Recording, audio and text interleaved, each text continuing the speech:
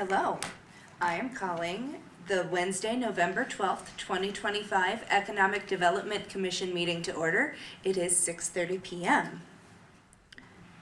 Tonight's meeting is being conducted both in person and online.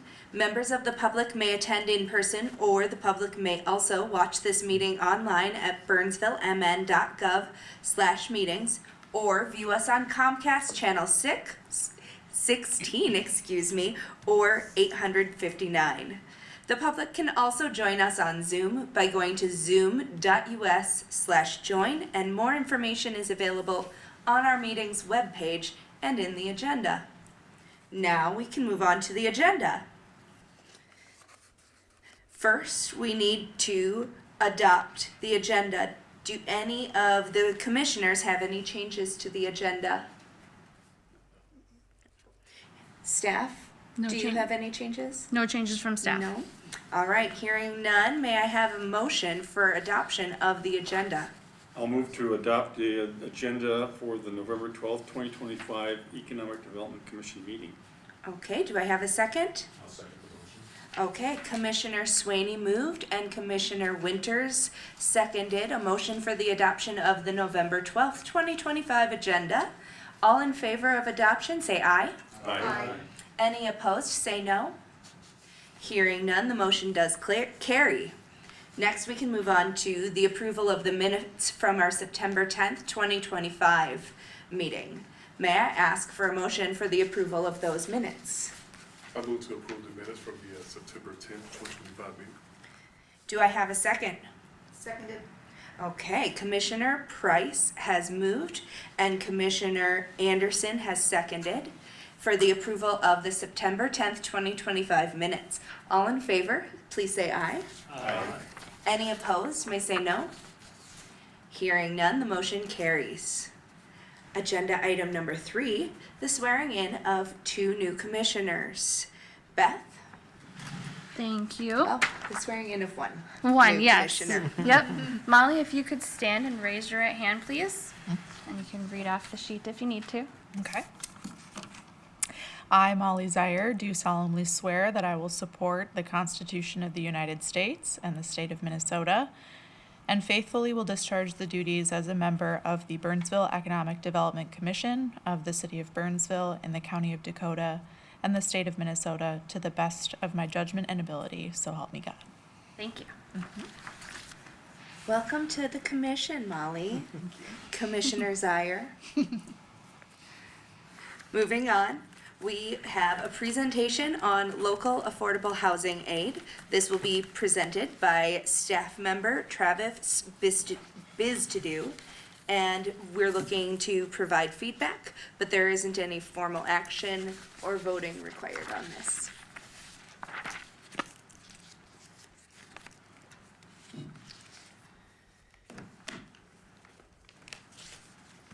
Thank you, Madam Chair, Commissioners. Good evening. As the Chair mentioned, my name is Travis Biztadoo. I'm the Deputy Community Development Director for the City of Burnsville.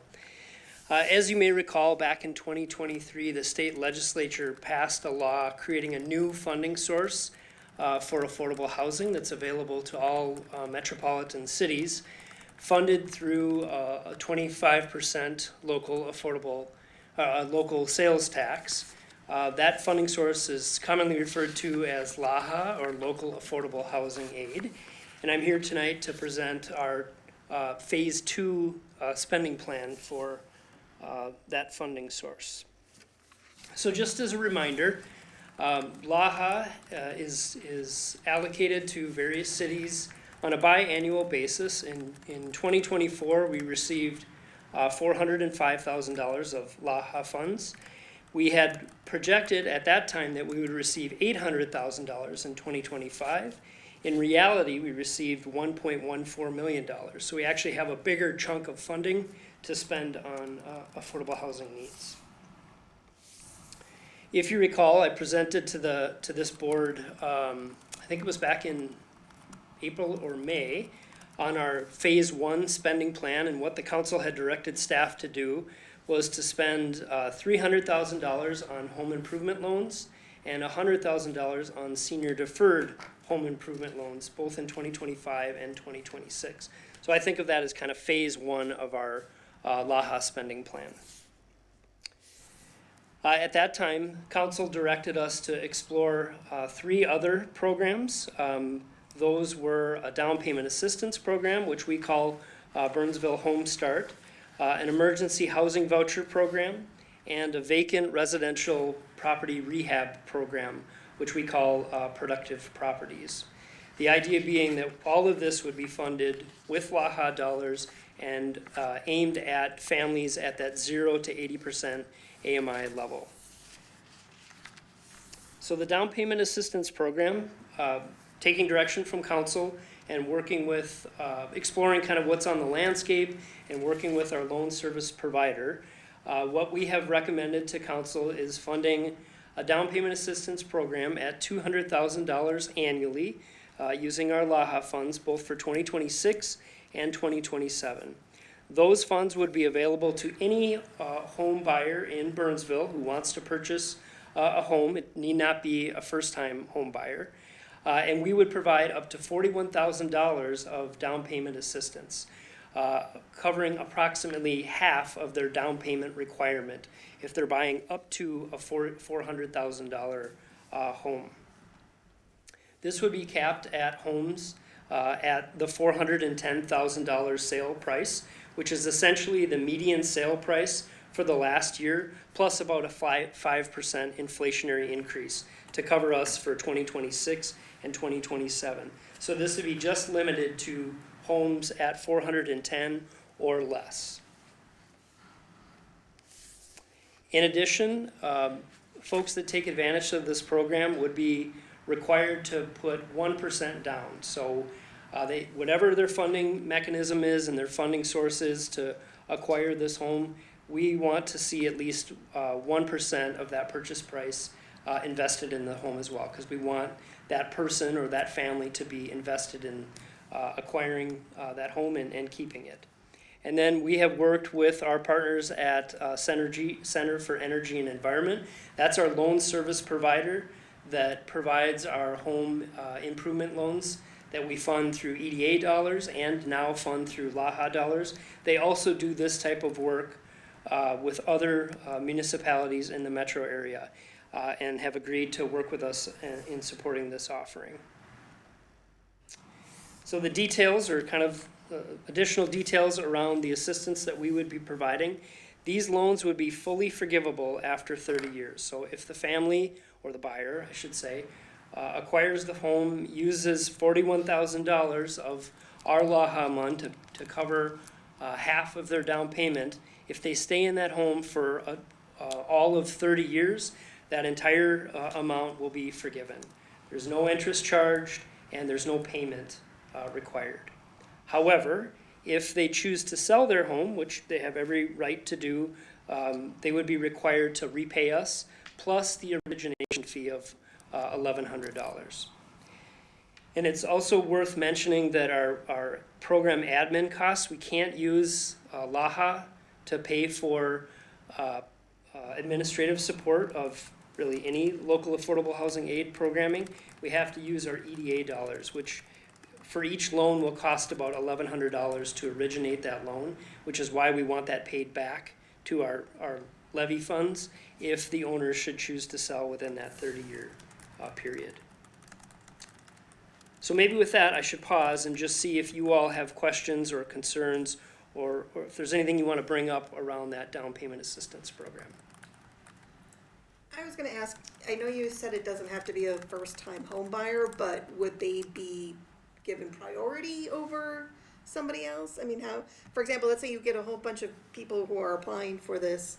How do you decide who gets the funds? I mean, there's got to be a... Madam Chair, Commissioner, the strategy is first come, first served. That's how we plan to launch it. And to be honest, we're casting as wide a net as we can with a couple of these programs because we're obligated to spend down those dollars. And the worst thing we want to have, in my opinion, the worst thing to do is to have to give the money back. The state has given us this money to spend on our Burnsville specific local affordable housing needs, and our job is to get those dollars out the door. So frankly, I hope that's a problem that we have. And maybe it will be, and we might have to refine some of our guidelines, but at this point, we're gonna take them in as fast as they come until we spend down that balance, and potentially in the future, we could, tweak that. Sorry, you had a I was just gonna say, you said that the minimum down payment would be 1%.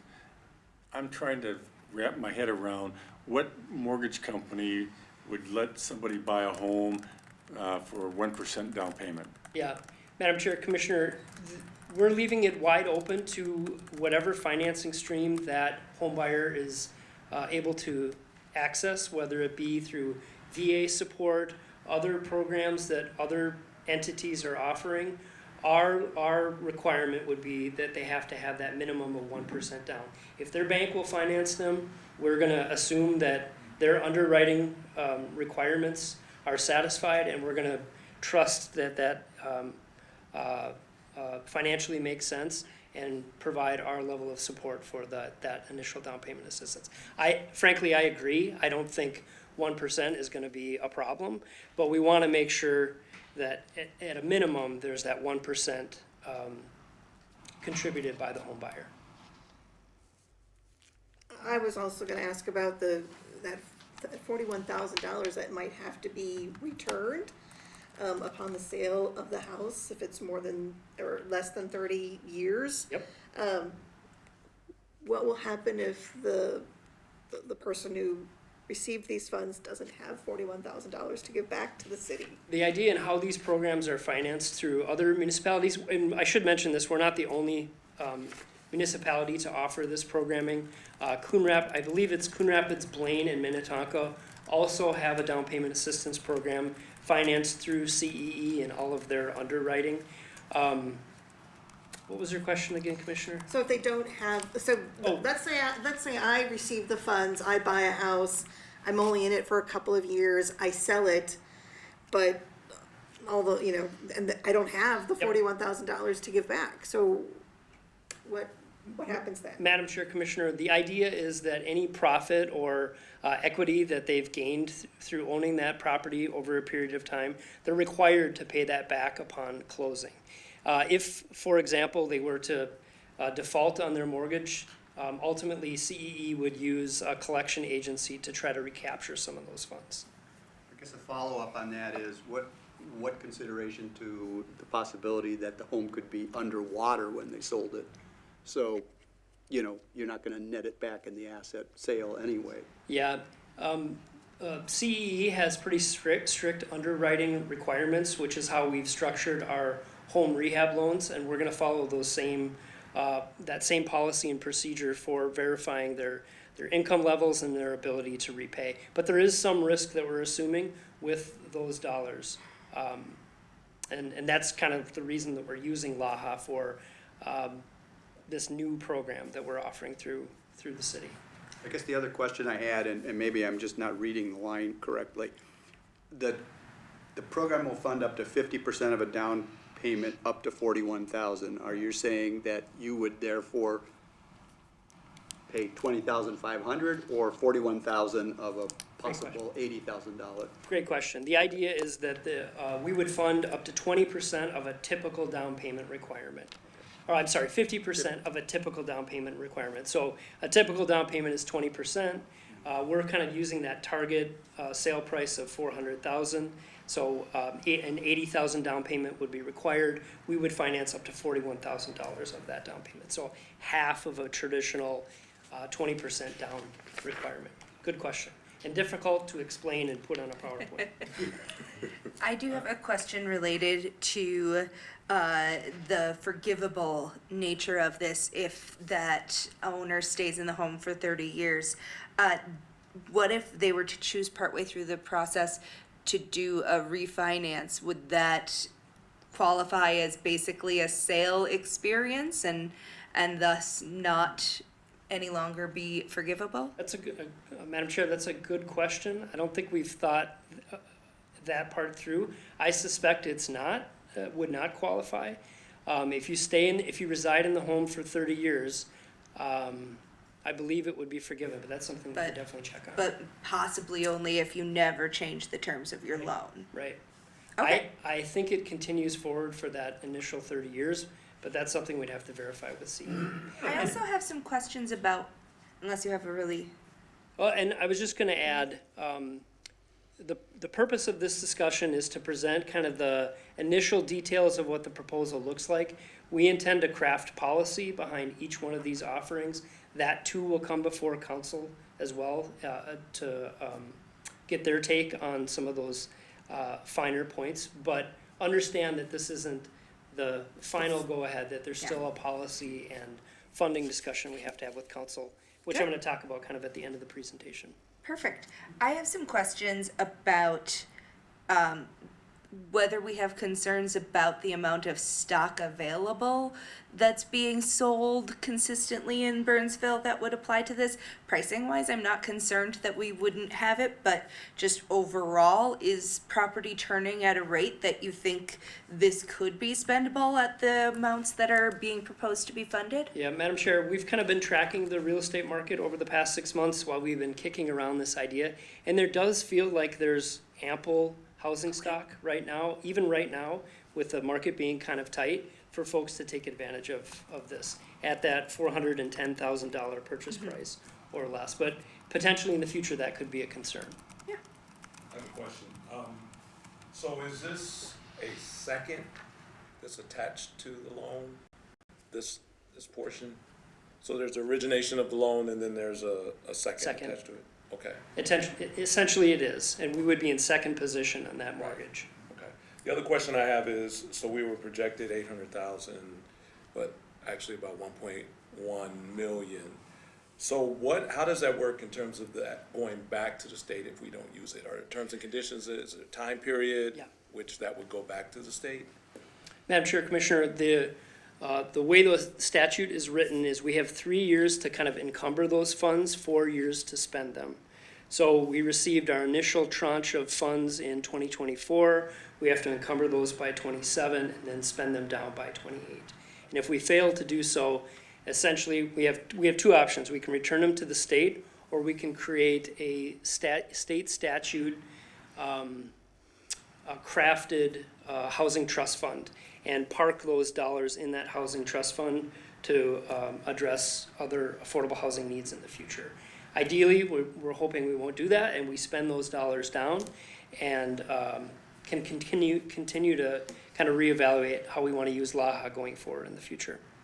But this will be kind of an ongoing annual conversation with the council and yourselves as to how spending is going and how we might want to tweak our offerings to support affordable housing in Burnsville. One other question. So 30 years, but if I recall, I did look at the website of the lender. I believe there were some other options. Does it have to be a 30-year? Are there other loan terms direction- that are available? The direction we received from council was 30 years. Okay. So at this point, we're limiting it to 30 years for now to see and to kind of assess what the market is and what folks want and can kind of tweak it from there. Thank Good you. question. I have a question, Travis. I appreciate the methodology to cast a wide net to try to spend down the funds as soon as possible. I think that's incredibly prudent. So just two questions. In terms of where this falls in, given the income targeting that we have, it's safe to assume that this could be layered on top of other types of down payment assistance that would be available to families within the 0 to 80% AMI threshold, correct? Madam Chair, Commissioner, absolutely. So that's what I meant in terms of the funding stack that the buyer uses to finance their purchase. Yes, there are no restrictions on other funding requirements except that 1% down that they must contribute. Okay. And also in terms of second position, is that something that we would require even if there was an additional down payment assistance source, like say from Habitat for Humanity or the state of Minnesota? I think it would be prudent that we would be in second, but just wondering how that would work out if there were other sources in the deal. Commissioner, that's the direction that we received so far, is to be second. So that's what we would require, at least for now, unless we come across scenarios where folks have a different funding stack and we need to be more flexible in the future, then we would come back and modify our policy to be a little bit more flexible. But the idea is to be second position for now. Madam Chair, if I could clarify a point for Commissioner Winters. The website that you were looking at was potentially referencing our other home loan program, which does allow for an alternate time frame of 10 to 20 years, but with what Travis is talking about tonight, it's 30. Okay, thank you. Yep. Thanks, Beth. Commissioners, any other questions? Then we can move on to the emergency vouchers section. Great. So the second program that we're proposing is emergency housing vouchers. These would be housing vouchers that our emergency responders or neighborhood services or the school district could access when they come across a low-income family that has no place to stay through no fault of their own. Their furnace quit working. Unfortunately, according to the school district, we have folks that and families that are living in their vehicles in winter, and that vehicle stops working and they need a place to stay in the dead of winter or really any time. These funds would be available to provide temporary housing support for families.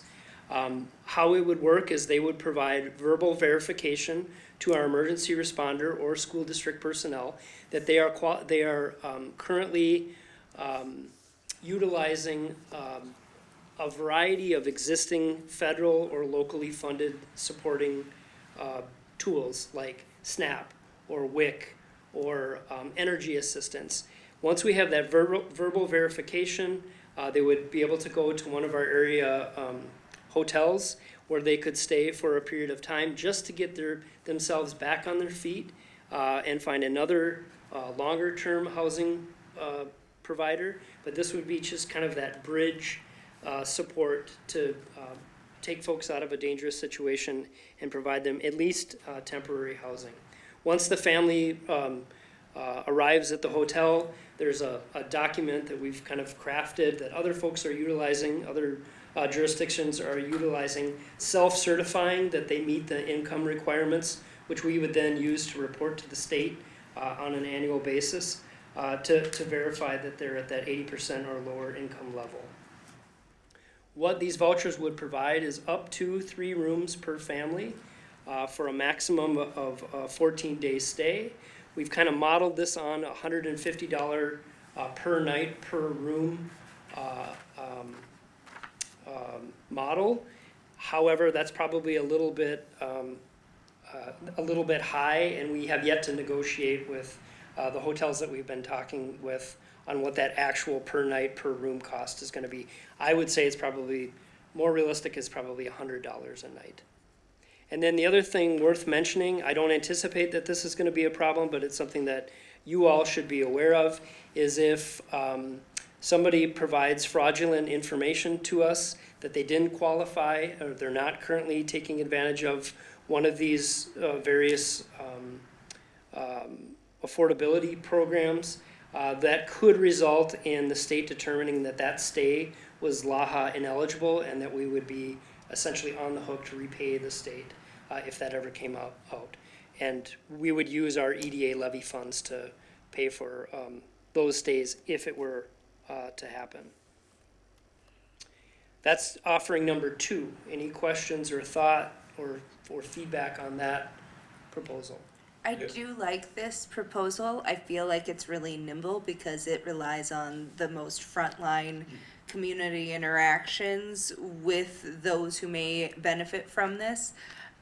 It feels like if it goes well quickly,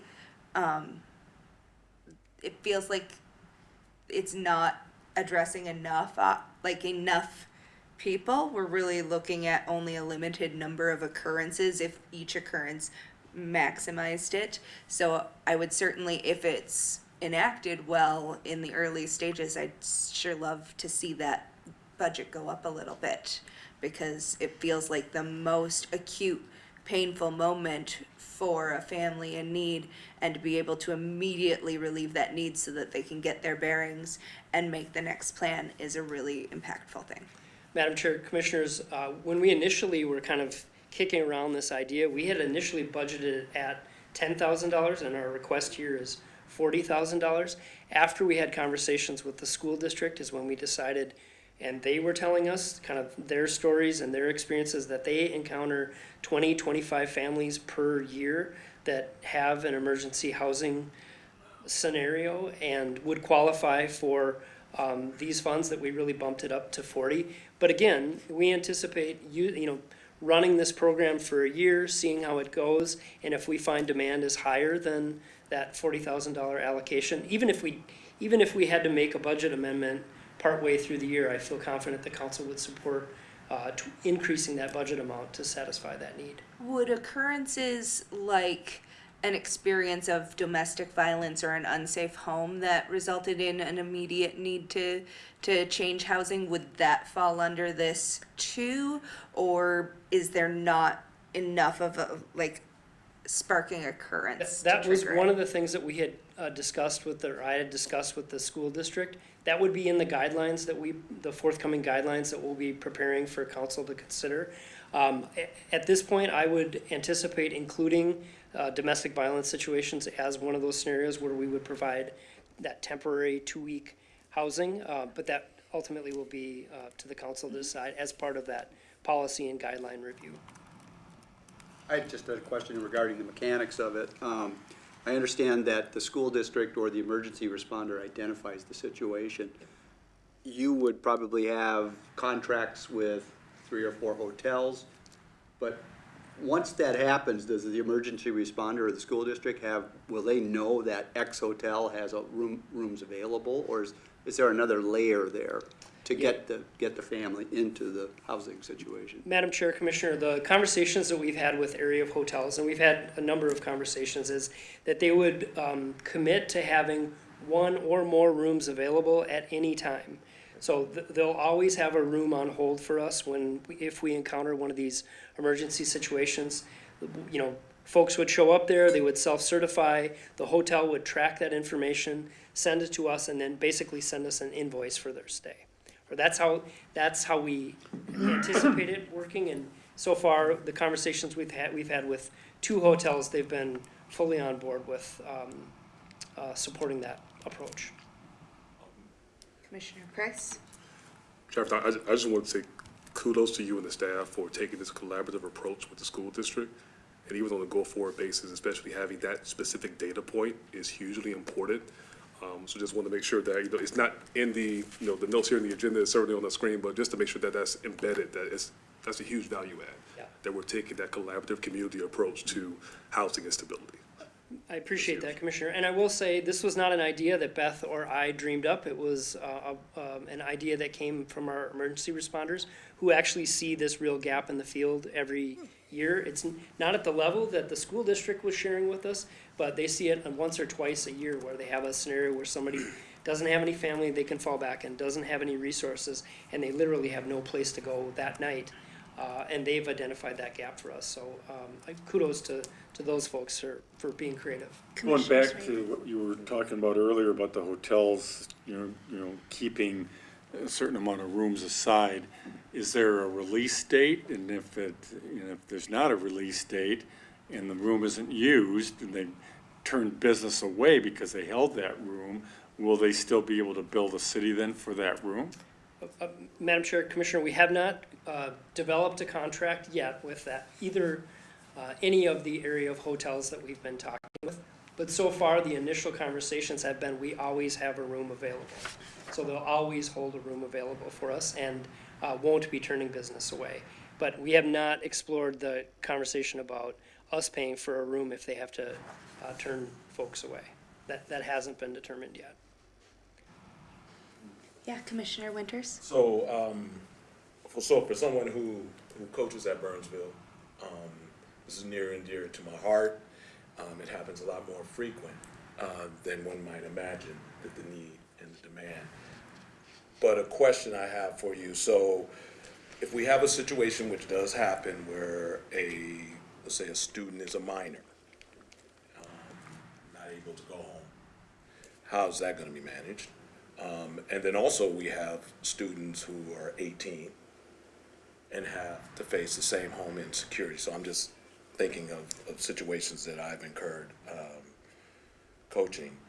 And then my other question is, so I assume we're talking about District 191, but I live in District 196, which is Burnsville, so are we covering 191 and 196? Madam Chair, Commissioner, the critical criteria to determine if someone is eligible to take advantage of this program is if they and their family are enrolled in any other government assistance program. So frankly, I don't know if a minor can be enrolled in SNAP or energy assistance or anything of that nature, but we would be getting verbal verification from the guest, I guess, that needs a place to stay, that they're enrolled. They would do that, they would conduct that self-certification. We haven't looked at how we would manage a minor. That's something to think about. But they need to be able to self-certify that they're enrolled in one of those programs. We have talked to 191. We have not engaged with other school districts yet. But that's something we would do as part of there is a marketing strategy that we're gonna have to develop for all of these programs. But that's something that we would do as part of that. I think in the case of the minor could be, assigned to a guardian. But again, I think it happens a lot more frequently than we imagine, and not just where there's one. There could be a 18-year-old and a younger sibling, and again, for various reasons, are having experienced home insecurity. And then again, I live in 196, which is in Burnsville. But yeah, that's Apple Valley School District, so I would think, my guess is if it's Burnsville, it would apply, even though that's 196, so I think that's a conversation to have, so. Yeah, Thank you. that's a good catch. So in the event of like the maximum 14-day stay is exceeded, is there like an extension option available for those families, or? The intention is for this to be kind of bridge housing only. It's not a long-term housing solution. It's just, the intention was to create that initial kind of buffer where maybe your home's been destroyed by a fire, you're coordinating with a relative. It's not intended to be a long-term solution. So at this point, and again, we're building the plane as we're flying it here. We'll see how this goes, and if we need to make some policy amendments depending on certain situations like that, that's something we might have to support in future iterations. And as I may have mentioned, I anticipate, I did say this already, but we'll be evaluating these programs constantly at a staff level and then routinely with you all and the council for further improvements. And in terms of like the verification step, is there a way for the city to actually verify like in real time? Like they have access through the county or the state that they could confirm information provided? No, there is not, at least not that I'm aware of. And frankly, we don't want to get in the business of collecting personal information, and also the state requirements around documentation of who's eligible and who isn't. Using a self-certification currently meets the state standard, and we're going to stick with that for now unless those standards change in the future. But good question. With this program, what would be the city's role in further connecting these families with other assistance opportunities to put them on the path to more permanent stability? I mean, is that our role in this program, or will we kind of just refer them to other sources like the Dakota County, or to kind of take on that? Generally work? speaking, that's kind of our role, is that we're a connect, we are dealing with the initial emergency response, but I can speak for neighborhood services specifically, and they do reach out to the county and work with the county and SMERLs and try to provide additional resources, but pretty much that's it. In this case, we'd be providing that temporary 2-week stay, connecting folks with resources and nurses and legal support if they need it, and at that, from there, we would kind of let other folks step in. And just to ask the obvious question, because I'm rather surprised, so, the counties received funding through the American Rescue Plan for emergency housing vouchers. So we're literally meeting a need that's not being addressed, correct? It's my understanding, there is not a similar program like this in the county. Frankly, I don't know if anybody in the metro has any sort of long-term kind of bridge emergency housing funding like this. I used to work for the city of St. Paul, and we relied on other nonprofits to fill that gap, but we didn't have our own funding source. Sure. What's great about local affordable housing aid is as long as you're providing support to families at that low income need, and it's a need that your city has, you can use those dollars to support those folks. So it's a kind of a new level of flexibility that we have. I'm still a bit confused about the missing documentation could result in LAHA ineligible spending, but the city is not going to collect the proof that somebody is eligible. Right. There's a self-certification, but then how would we ever get to this missing documentation part of it? Because who's, Gonna check? yeah, Yeah, we don't know, and we're anticipating additional questions from the state, and maybe there will be some further scrutiny in the future. But at this point, the bar is relatively low in terms of documentation you need to provide to verify you're at that income level, and enrollment in one of those other support programs is considered sufficient. I know that the county is looking at a very similar format. And that bullet point is there just kind of as coverage, just in case, for whatever reason, we find out they're not enrolled in SNAP, they said they were, we may have to refund that funding that was used for their stay. but how would we ever find out? I don't know. I guess I guess with the rampant fraud that we're hearing about in the news with other programs, it just, Right, Audits. yeah. But again, it's only for $40,000 maximum per year. And if we do 3 rooms per family, 14 maximum stay, $150 a night, that's $6,300 that would be able to last for about 6 families. Right, our risk is very, At very. maximum, you know. The risk is very, very low. Right. Right.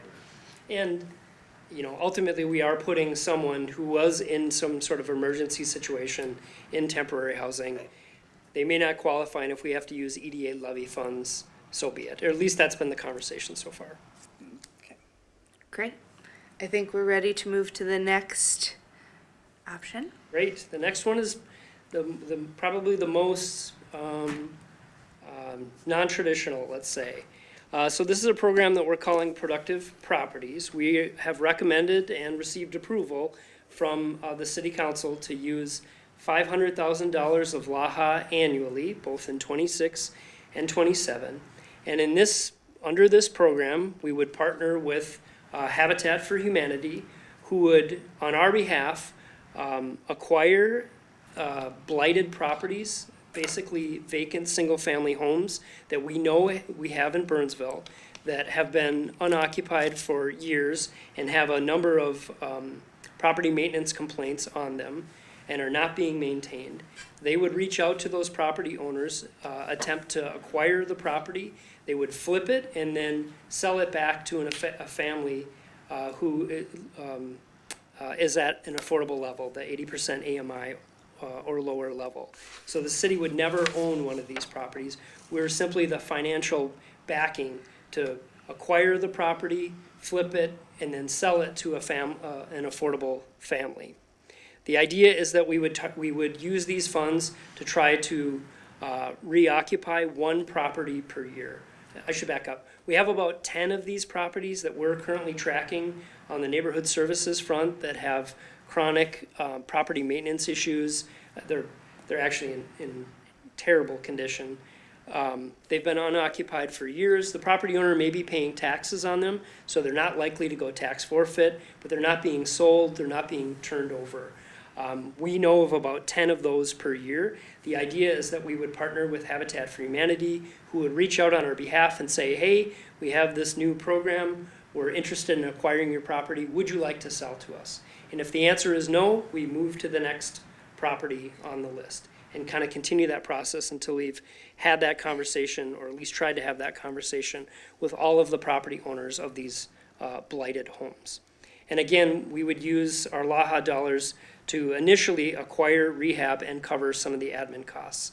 In this case, we can use LAHA to pay for admin because Habitat for Humanity is a nonprofit housing provider. Once the property is flipped and sold to an affordable family, it would be deed restricted for 30 years. So they can live in the property and they can enjoy that property and need not repay us as long as, again, kind of like the down payment assistance program, as long as they live in the property for the full 30 years. If they don't, they do need to repay the city our investment in the home. When we initially front the property or front the program with $500,000 of kind of seed money, that's used to acquire it and flip it. But Habitat for Humanity also has funding sources, so at the time of sale, they will repay the city our entire investment less $100,000. So actually, we are only investing $100,000 of our LAHA funds to acquire that home. We're just fronting the initial upfront amount with that $500,000 of LAHA annually. So our projected loss per project will be capped at $100,000 unless we go back to the city council for additional financial support. And then LAHA would fund our admin fees with the developer. Oh, that's it.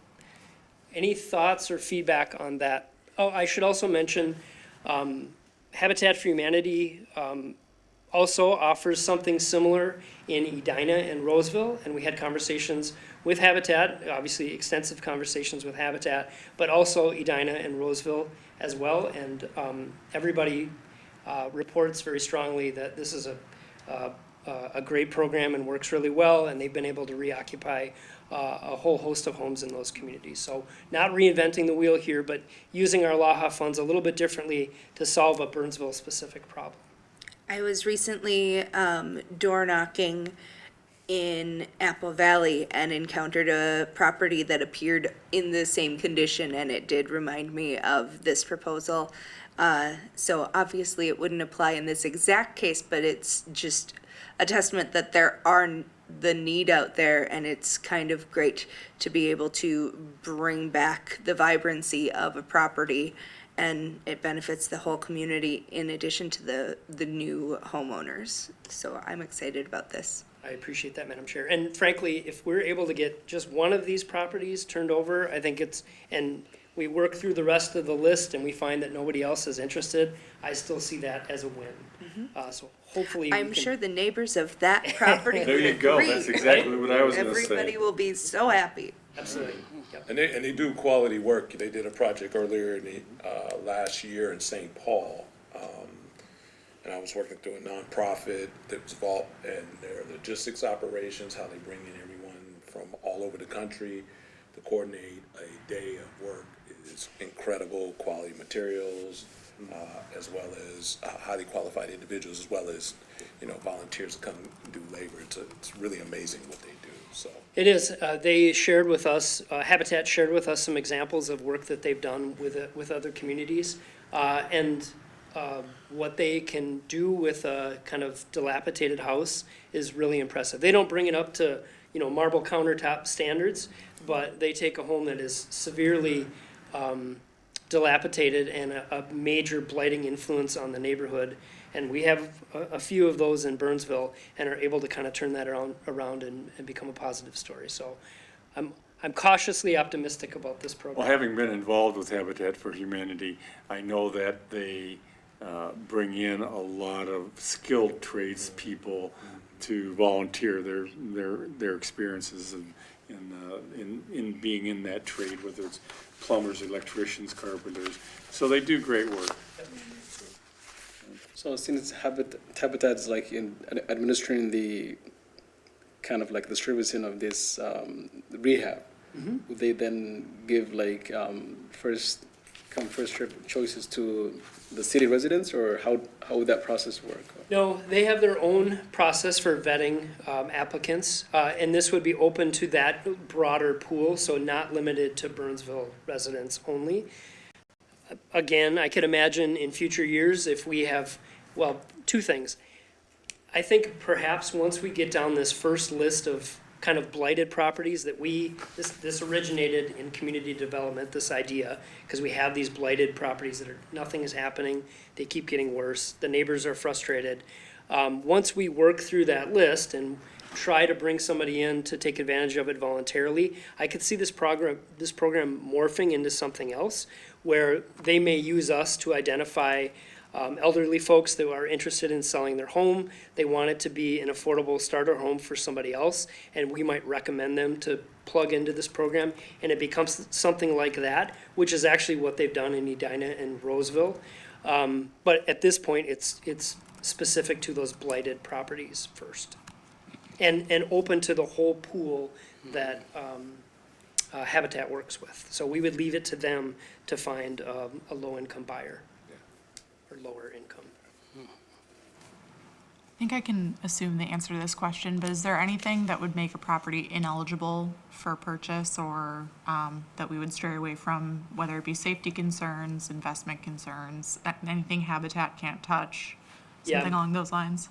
Madam Chair, Commissioner, any property that is beyond repair, they have certain standards that they look at in terms of what would qualify for a property that they could flip. One of the worst properties, unfortunately, in Burnsville might be at that level and may not be eligible.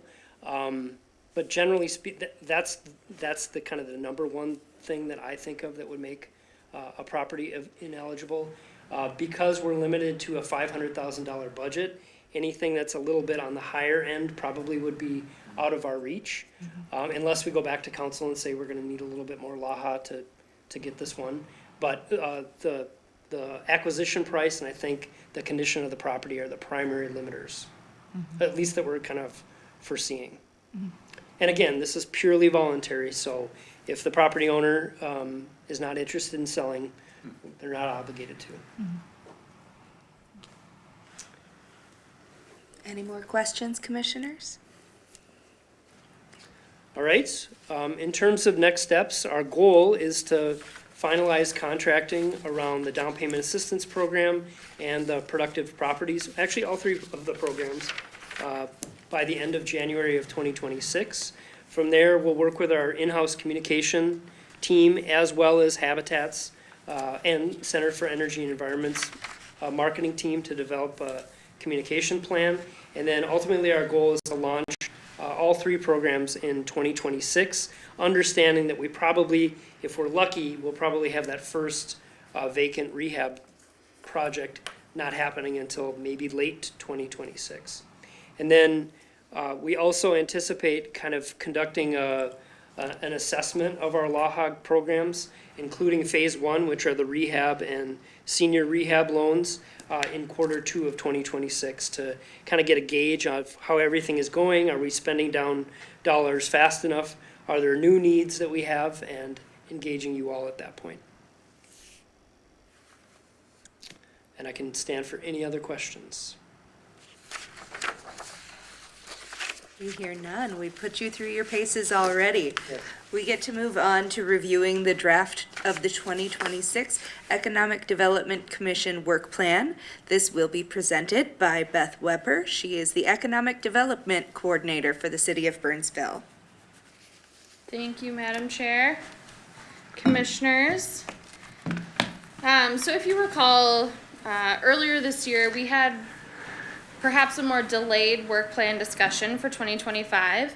The reason that we did that was because, as you've heard tonight, we've had a lot of really important work that we wanted to include in the work plan so that you could be recognized for your input and efforts towards that.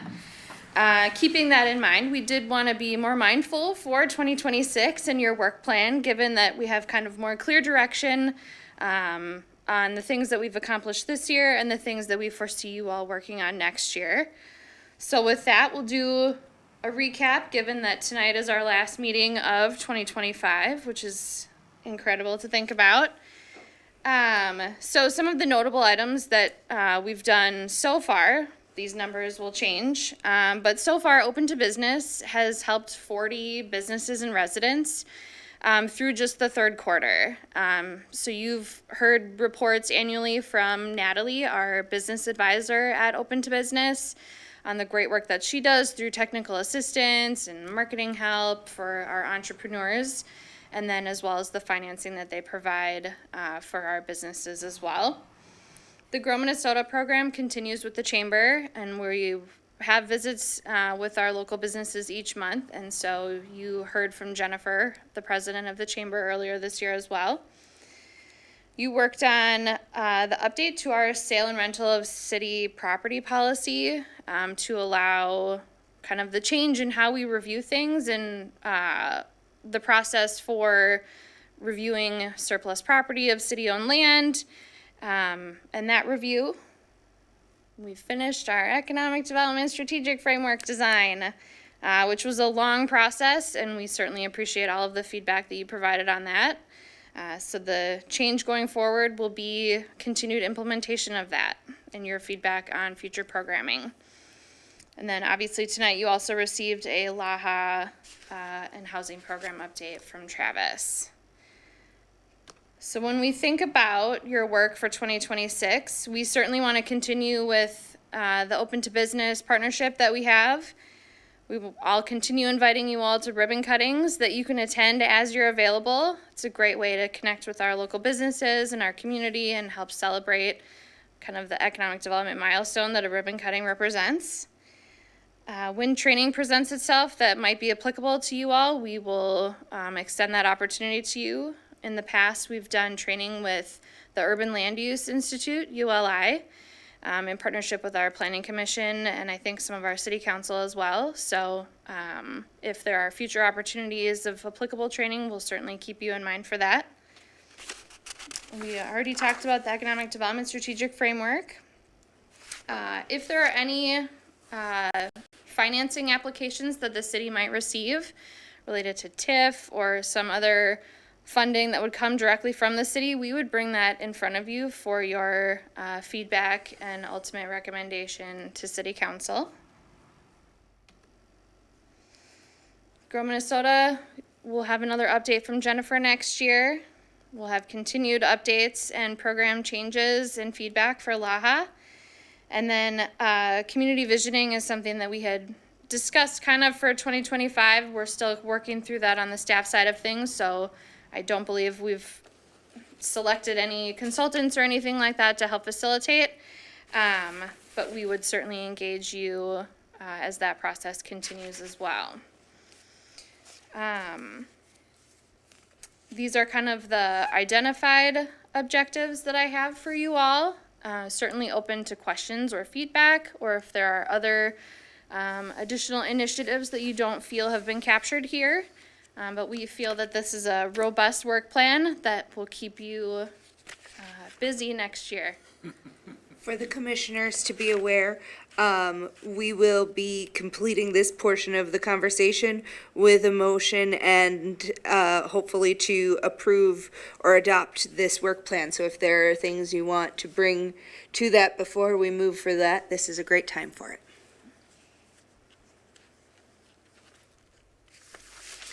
Wow, that was very well covered then. At this point, I would like to ask for a motion to recommend to the City Council the adoption of this 2026 Economic Development Commission Work Plan. I'll carry that motion. Okay, Commissioner Mursal has moved. Second. I'll second it. A second from Commissioner Preco. And all in favor, say aye. Aye. Any opposed? Hearing none, that motion passes. Thank you, Beth. Finally, we get to move on to any updates. The one in particular is that our next Economic Development Commission meeting is scheduled for January 14th, 2026. And at this time, I would like to request a motion for adjournment of the November 12th, 2025 Economic Development Commission meeting. I'll make that motion to adjourn Commissioner at Sweeney. 7:24 on today's date. Commissioner Sweeney has moved. In that motion. Commissioner Winters has seconded. All in favor say aye. Aye. Any opposed say no. Hearing none, we are adjourned at 7:24.